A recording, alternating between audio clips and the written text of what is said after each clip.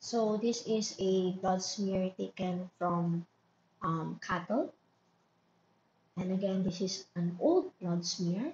So we may not be able to easily distinguish the white blood cells from one another due to the fading of the basophilic dye.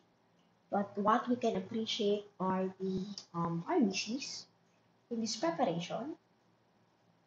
And here you can see that um, in this preparation, the central pallor is very evident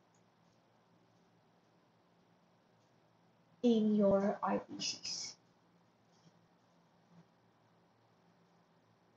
Some stacking is also present here and here. And you can also see that there is some mild differences in the RBC size. You can have your big RBCs as well as the small ones.